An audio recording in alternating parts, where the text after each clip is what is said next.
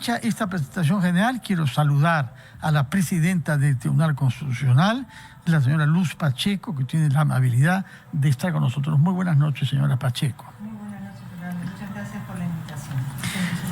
Tenemos temas que le corresponden directamente, decisiones, una decisión reciente del Tribunal Constitucional sobre un tema muy sensible, que es en qué casos personas condenadas por la justicia por delitos y crímenes pueden postular. Ese es el tema de fondo, y hay un caso concreto que tiene que ver con un alcalde en el distrito de La Mar, en Ayacucho, que presentó una apelación ante el Tribunal Constitucional que le ha dado razón, rechazando los argumentos utilizados por el Jurado Nacional Electoral primero y por la justicia después. Pero antes de entrar a ese tema y otros procedimientos en curso, como la demanda competencial presentada justamente por la Presidenta de la República contra el Poder Judicial y la Fiscalía, que ha sido admitida. No quiere decir que se le haya dado razón, simplemente se va a ver el caso porque ha sido presentada de acuerdo a lo que la ley procesal exige. Antes de entrar a esos temas que son propios del Tribunal Constitucional, yo quisiera conocer su reacción como jurista y como mujer cuando usted toma nota de que la Comisión de Ética del Congreso no abordará una denuncia sobre violación sexual que se atribuye a uno de sus miembros con el argumento de que ya es un tema objeto de una investigación de la Fiscalía. Bueno, la verdad, me ha ocurrido creo que lo mismo que a usted, y es la sorpresa, el desconcierto, porque entiendo que una comisión de ética es mucho más exigente que un ministerio público, ya que el ministerio público lo que tiene que investigar son delitos, y cuando hay pruebas suficientes es que abre ya la investigación y se hace la acusación. Entonces, si está en manos de la Fiscalía, eso quiere decir que hay elementos como para que esté investigando. Por tanto, la responsabilidad que tiene el Congreso es mucho mayor. Tendría que tener un tamiz más exigente, porque si no, como bien decía, la imagen puede ser que tengamos las personas de que falta un compromiso para defender a las personas más vulnerables, en este caso una mujer. A lo mejor no tiene responsabilidad esta persona, pero sí esperamos de parte de los congresistas que haya un rechazo más claro de cualquier sombra de honestidad y de cumplimiento del deber de parte de algún otro miembro del Congreso. Muy bien, muchas gracias por compartir con nosotros esa reacción, que no la emite en tanto que juez constitucional, sino jurista, profesora universitaria y también mujer. Al mismo tiempo, quiero preguntarle sobre otro tema antes de entrar a los aspectos propiamente constitucionales, que son aquellos por los que le hemos invitado, ¿no? Pero aprovechamos de su presencia, de su experiencia y de su libertad de palabra también como ciudadana para conocer. Durante los últimos tiempos han habido muchos reproches a instituciones judiciales de nuestro sistema de justicia. Es normal que hayan personas que no están de acuerdo con algunas decisiones. Puede pasar con el Tribunal Constitucional, y hay quien considera que ustedes votan mal por tal y cual razón, política, económica, amigos, nombramientos, etc. Uno puede entender que haya un malestar de las personas encausadas, de sus abogados y los que observan esto. Pero ¿qué responsabilidad tienen las autoridades para no contribuir a desacreditar las instituciones judiciales en general? Necesitamos más que nunca tener un sistema judicial respetado, porque hay mucha corrupción y porque hay mucha delincuencia y criminalidad. En ese sentido, ¿qué decir de una presidenta como la señora Dina Boluarte, que además de ser la jefa de Estado, es justiciable, porque hay investigaciones que le conciernen? Ustedes podrán decir cuando les toque pronunciarse sobre el conflicto competencial si deben avanzar o no, pero de momento hay investigaciones judiciales. Es decir, ella es objeto de una investigación de la parte de instituciones que ella desacredita como presidenta de la República, hablando de carpetas fiscales de circo. ¿Qué dice la Constitución sobre el deber de las autoridades para no desacreditar, sino al revés, reforzar la confianza y la credibilidad de las instituciones que tienen la tarea delicada, como usted misma, como jueza constitucional, de dirimir entre dos posturas y naturalmente contradecir las expectativas de una de las partes? Sí, creo que la responsabilidad es clara y es trabajar por la unidad del país, trabajar por el respeto a las instituciones. Me parece que hemos llegado a un clima tal de enfrentamiento, de desconfianza, que hace que las personas a veces a lo mejor no se den cuenta del impacto que puede tener un comentario en el ánimo de los demás y en el daño que puede hacer a la institucionalidad de los otros poderes del Estado. Lo digo en general porque no solamente he escuchado de una parte, sino de todas las partes a veces, expresiones que son de desacreditar, y eso no ayuda. Yo creo que siempre que hay que encontrar los puntos de encuentro. O sea, uno puede estar disgustada por ciertas cosas, pero la solución no es atacar. La solución es ver, bueno, cómo me defiendo, pero sin atacar a la otra persona, a la otra institución. Entonces creo que todos tenemos que poner paños fríos. En primer lugar, como bien ha dicho, desde la Presidenta de la República hasta cualquier ministro, cualquier magistrado, cualquier persona que tenga un cargo público y que se da a conocer a la opinión de la ciudadanía. Entonces, tratar, yo diría, de no emitir juicios calificativos que sean denigratorios para alguien en alguna medida. Eso me parece que es la primera misión. Y después ya, en la medida que uno puede, porque tampoco, si uno tiene una idea tan negativa de una institución, tampoco va a mentir. Pero tampoco tiene por qué a veces enarborar eso como una bandera, ¿no? Pienso. Muy bien, muchas gracias por esa opinión que la emite en calidad de jurista y profesora universitaria, no como miembro del Tribunal Constitucional, que no compromete usted con sus opiniones. Vayamos entonces a temas que sí tienen que ver con su voto. En primer lugar, se trata de una sentencia que es consecuencia de un recurso de amparo presentado por un candidato a alcalde en La Mar, Ayacucho, que ganó las elecciones municipales y al cual el poder electoral, por una parte, y la justicia, por otra, habían rechazado el derecho de ser postulante porque tenía una condena el año 12 por malversación de fondos públicos. Estamos ante una persona que ha sido funcionaria, que ha tenido poder sobre dineros públicos, es decir, los que nosotros los ciudadanos pagamos como impuestos, y lo ha usado mal y ha sido condenado a 1 año de prisión no efectiva por eso. Finalmente, ustedes como colegiado le han dado la razón y han dicho sí, este señor, por más que haya sido declarado por la justicia un malversador, tiene derecho a presentarse como candidato y de facto ha sido elegido alcalde de La Mar. Primera pregunta sobre esta decisión tomada por el colegiado del cual usted es miembro. Hay 7 miembros. 5 han votado a favor de que sus derechos a la presentación política prevalecen. Y 2 han votado contra. Entre los 2, usted, que es la presidenta, llama la atención que la presidenta haya sido puesta en minoría. Y en una minoría de 2, usted contra otro tribuno, que suele hallarse solo con mucha frecuencia, el señor Monteagudo. ¿Cómo se produce esta dinámica de diálogo y de intercambio de argumentos jurídicos de manera tal que el voto en minoría que usted ha emitido, que cuando uno lo lee con buena fe y con espíritu crítico, me parece inapelable y contundente, haya sido desoído por 5 de sus colegas? Eso demuestra la libertad con que actuamos en el tribunal, el respeto a la opinión ajena. Y yo, si bien es cierto, soy la presidenta, pero no soy la presidenta para imponer mi criterio, sino para dialogar como una más. Y si mi opinión no tiene respaldo de los otros, pues yo la mantengo, como ha ocurrido ahora, en minoría. Porque en este caso esa persona ya tenía otra condena. Entonces, a mí me parece que era improcedente lo que él pedía y por eso mi voto fue por declarar la improcedencia de esa acción que había entablado este señor. Pero le digo, o sea, aquí hay un debate en las sesiones, cada quien da su opinión, uno puede contraargumentar, pero si no convenzo a la otra persona, ya pues ahí quedamos, ¿no? O sea, cada quien con su punto de vista. Entonces, sí es un tema muy delicado porque hemos conversado a veces que hay casos en los que por ejemplo, un alcalde, no es el supuesto, pidió un megáfono prestado para una actividad particular. Pues por eso lo condenaron, por peculado de uso, ¿no? Y era una cosa mínima, el uso de un parlante. O sea, entonces, a veces hay sanciones que no parecen proporcionadas para que decir esa persona nunca más puede postular a ningún cargo por haber usado un micrófono o por haber usado una vez una camioneta de una manera, o sea, hay peculados de peculados, ¿no? Entonces yo creo que cada caso es cada caso y en el tribunal al menos estamos todavía dándole vueltas a cómo, por un lado, ¿no? Tener en cuenta el resguardar a la ciudadanía de candidatos que puedan ser un perjuicio para la nación porque han demostrado que no son honestos. Y por el otro también respetar el derecho de la rehabilitación de los seres humanos.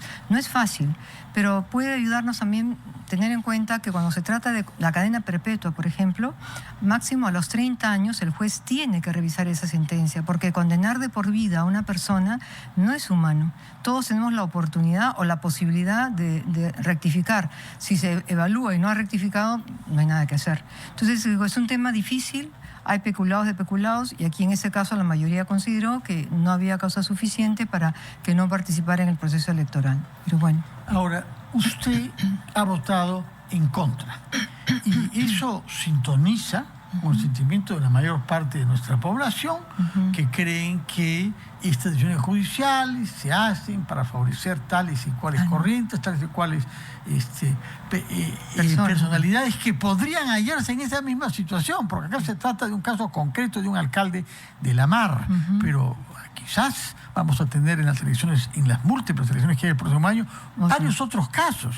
Entonces, ¿hasta qué punto esta sentencia abre un precedente y abre la posibilidad de que muchas otras personas reputadamente corruptas o habiendo cometido otros delitos puedan, sin embargo, mañana hallarse como congresistas, como alcaldes o como gobernadores regionales? No, yo creo que en la mayoría de mis colegas no hay la mente de pasar por agua tibia o fácilmente a personas que tengan delitos graves, que hayan cometido delitos graves, ¿no? Eso no de ninguna manera. No, esto no es un precedente, esto es un caso muy concreto, eso no se extiende a otros supuestos, me parece que hasta en la sentencia se dice... Bueno, para ese caso, no, es una sentencia nada más, no sienta un precedente, no, o sea, indudablemente acá se tiene que cumplir y es un criterio que se ha tenido, pero en este contexto, para ellos, ¿no? Para ellos en ese contexto lo justificaba. Habrá que ver en otras condiciones, otras personas, otros antecedentes, y ahí habrá que decidir. Pero no tengan ese temor de pensar que se ha abierto ya la puerta para que todos los corruptos ahora nos gobiernen. No, bueno, el temor existe. Claro, pues el temor existe porque hemos descubierto que en el Congreso actual habían varias personas que lograron filtrar su currículum vitae de manera tal que no se sabía que tenían condenas. Y, de facto, las condenas no figuran en la hoja de antecedentes judiciales que se presenta ante el Jurado Nacional de Elecciones si uno ha purgado la pena. Claro, porque eso está ordenado por la misma, o sea, sí, por la normativa, la Constitución, o sea, es la rehabilitación. Si la persona ha sido rehabilitada, ya no puede constar, eso es por ley, en ninguno de sus documentos que ha tenido esa condena. ¿Eso vale para los terroristas y los violadores sexuales?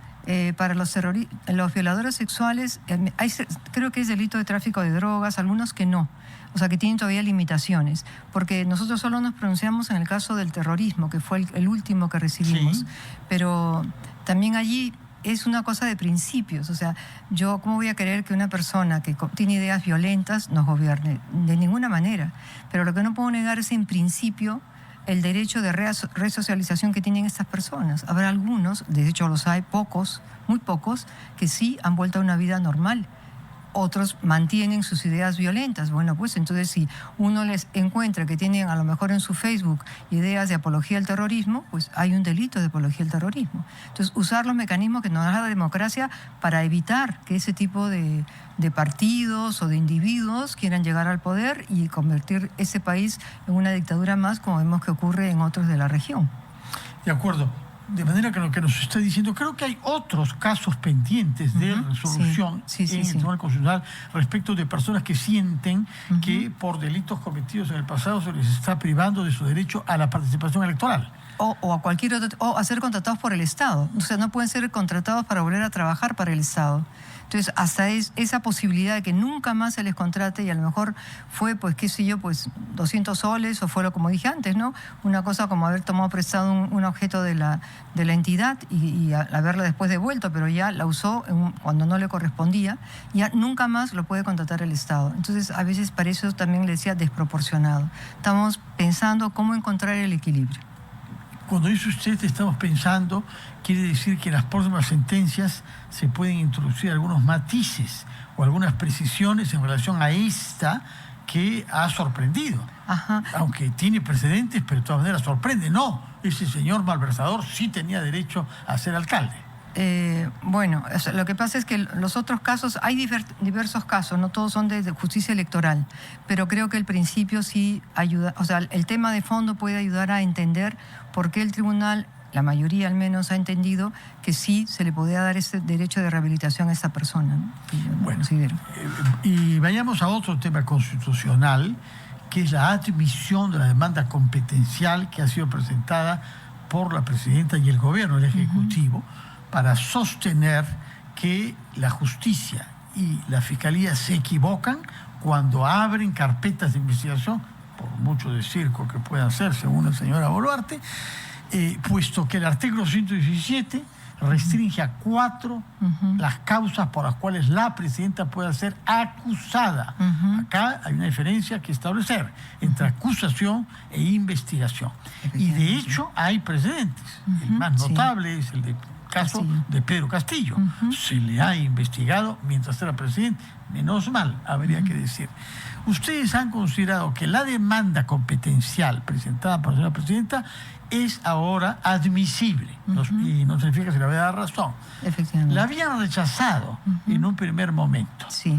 Por razones formales. Que yo realmente no comprendo mucho el hecho de que se habían equivocado y habían puesto una demanda constitucional, cuando no hay un debate de constitucionalidad, sino una demanda competencial. Yo no sé quién mete la mano y escribe algo tan mal. Y me parece que faltaban otras exigencias formales también. ¿Qué pasó? ¿Por qué rechazaron la admisibilidad en una primera oportunidad? Porque el acuerdo del Consejo de Ministros decía que autorizaban la presentación de una demanda de acción de inconstitucionalidad, cuando, como bien ha comentado, se trataba de una demanda competencial contra el Ministerio Público y el Poder Judicial. Entonces fue la duda, decir, bueno, esto es evidentemente un error material, pero si nosotros damos por corregido el error de oficio por nosotros mismos, no sería correcto, porque entonces tendríamos que corregir todo lo que llegue equivocadamente y no habría nunca la no admisión. Entonces, no, lo que correspondiera a ese señor, aunque sea evidente que ustedes se han equivocado, tienen ustedes que arreglarlo. Entonces, de hecho, les dimos 5 días útiles para que lo pudieran hacer y dentro del plazo ellos corregir han actuado. Ese punto. ¿Solamente es la única razón? La única. ¿No había otro? ¿No es que faltaba alguna firma de alguien? ¿No es que faltaba un voto en el Consejo de Ministros? No. Lo que había era un error de calificar como demanda de inconstitucionalidad, lo que era más bien una demanda por conflicto competencial. Muy bien. Entonces, esa demanda ha sido subsanada. Sí, efectivamente. Ese error ha sido subsanado y ustedes lo han admitido. ¿Cuál es el procedimiento que se abre ahora? Sí, se han notificado a las partes, entonces las partes demandadas, que son el Poder Judicial y el Ministerio Público, tienen 30 días útiles para presentar la contestación de la demanda. Con esa contestación de la demanda, nosotros internamente proyectamos, el ponente, una ponencia, la que podría ser la posible sentencia, y con esa base normalmente vamos ya a la audiencia pública, teniendo ya ideas, porque ¿qué mérito, entre otras cosas, tiene esa ponencia? Que reúne todos los antecedentes. O sea, que uno puede tener, o tiene eso, ¿no? Ya un proyecto de sentencia, o puede tener una ayuda a memoria, pero lo importante es que vamos a la audiencia teniendo claro qué es lo que ha ocurrido, cuáles son los puntos en los que hay enfrentamiento para poder intervenir en las preguntas que se le hacen a las partes.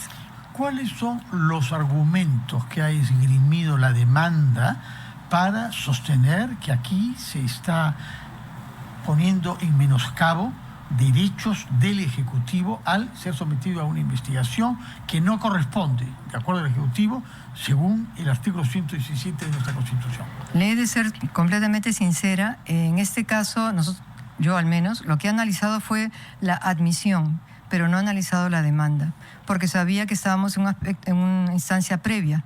Entonces, ya cuando analice la demanda lo podré decir. Le adelanto que cuando hubo un habeas corpus, por un tema muy similar, que la verdad que ya ha habido audiencia hace ya varios meses, pero estamos esperando, primero lo lógico es definir este competencial y de ahí ya podremos... El habeas corpus era por el tema de la acusación respecto a las joyas, creo, ¿no? Sí, me parece, sí. Y fue el doctor Blume. Sí, el doctor Blume y la defensa ante el tribunal. Y el doctor Domingo García Belaúnde. ¿Habló también? Sí, los dos. Los dos hablaron para sostener, no nada sobre el fondo de la posesión de joyas, dudosa o no, sino simplemente el procedimiento. No cabe debe investigarla, aunque haya hecho horrores para poseer esas joyas.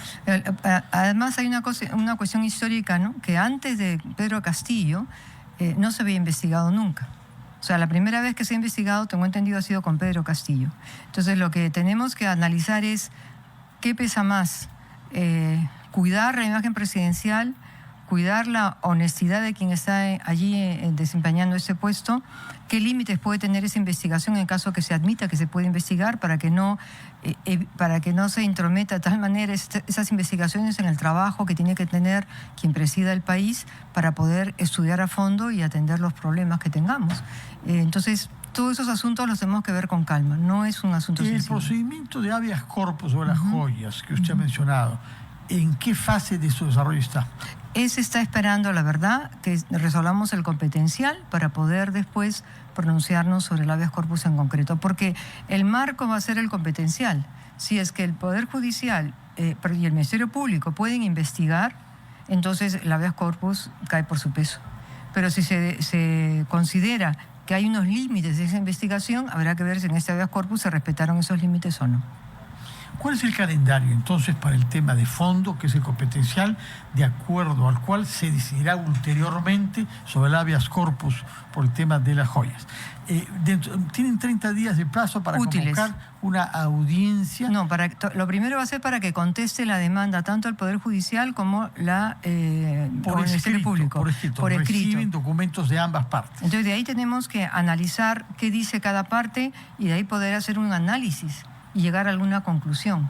Entonces, esa labor previa es indispensable antes de llamar a las partes a la audiencia. Tienen 30 días para presentar este documento en respuesta. Las partes demandadas. Y después nosotros nos damos un tiempo más o menos parecido para poder estudiar de las tres partes lo que nos han mandado, de la demandante y las dos demandadas. O sea, son 60 días útiles. Más o menos. Eso nos lleva más o menos hasta mayo. Más o menos. Hasta mayo. Una vez que haya la audiencia, ¿cómo sigue el procedimiento? Ahí en principio ya son, me parece, 30 días útiles para emitir sentencia, en principio, ¿no? Y nuestra mente es tratar de ajustarnos en la medida de lo posible a estos plazos, sobre todo en estos temas tan importantes para el Perú, para la nación. Sin embargo, hemos visto algunas resoluciones como esta misma sobre el candidato de la MAR, que ha sido decidida en noviembre, pero publicada 2 meses después. Sí. ¿Por qué sucede eso? Que ya está todo votado con las firmas en noviembre y hay que esperar hasta diciembre, hasta enero, hasta febrero. No, el problema es que a veces los votos singulares no llegan a tiempo.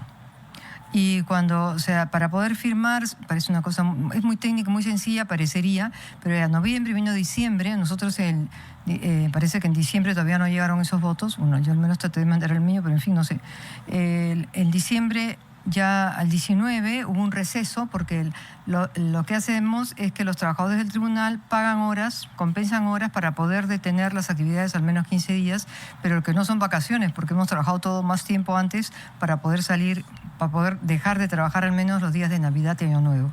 Hemos regresado y al volver de las actividades, entonces recién es que ya se pudo hacer la compilación de los votos y pasar las firmas, que las firmas son electrónicas, se pone en la bandeja de uno, a lo mejor ese no pudo firmar ese día, y cosas pequeñitas, pero que a veces llevan a unos retrasos que queremos ponerle coto. La verdad que sí tenemos un compromiso, yo de mi parte creo los demás magistrados, de demorar lo menos posible estos aspectos formales para que no se demoren tanto. Sobre todo que estamos en abril en un proceso electoral. Claro. Si esto va hasta julio, va a terminar por coincidir con las fiestas patrias, con el discurso de la nación. No, ya no. Ahora, sobre el fondo, y con esto termino para no agotarla más, lo que está en juego es el significado de la palabra acusar. Algunos sostienen que también, cuando se introdujo este concepto en nuestra Constitución, que data de antiguas constituciones, era un término genérico, mientras que ahora diferenciamos claramente acusar de investigar. Estamos en un tema semántico, del cual depende parte de la sentencia que ustedes deban elaborar, ¿no? Sí, pero creo que es importante el tiempo que puede dedicar una persona a las investigaciones. Es decir, si hay citaciones de la Fiscalía como las hay, declaraciones, allanamientos, todo esto implica una dedicación de tiempo para la persona que está siendo acusada. Entonces hay que ver si eso es compatible con las responsabilidades que tiene un presidente de la República. Ahora, si puede ser que digan, bueno, yo no sé, pero le daba vueltas, pueden decir a ella directamente no, a él directamente no, pero si se supone que ha cometido un delito con otras personas, a las otras personas sí, y eso llevará a cerrar el círculo de alguna manera, y para eso está el Congreso, que puede actuar y por una decisión política puede intervenir. O sea, tenemos que usar la democracia confiando en que vamos a tener buenos congresistas a partir del 26. Digo, ahorita hay buenas congresistas, pero hay otros que no lo son. Entonces, por eso yo cada vez que puedo, recuerdo el deber de conocer a fondo quiénes son los candidatos que vamos a tener. Va a ser una lista inmensa, pero tenemos que hacer el esfuerzo todos de conocer los partidos, el ideario y al candidato. Hay bastantes partidos y será difícil, sobre todo, conocer los antecedentes judiciales de las personas, a qué intereses responden, quién los ha seleccionado y para qué. Y por eso es que es importante la sentencia que ustedes han tomado respecto del señor malversador que logró ser alcalde en la Mar Ayacucho.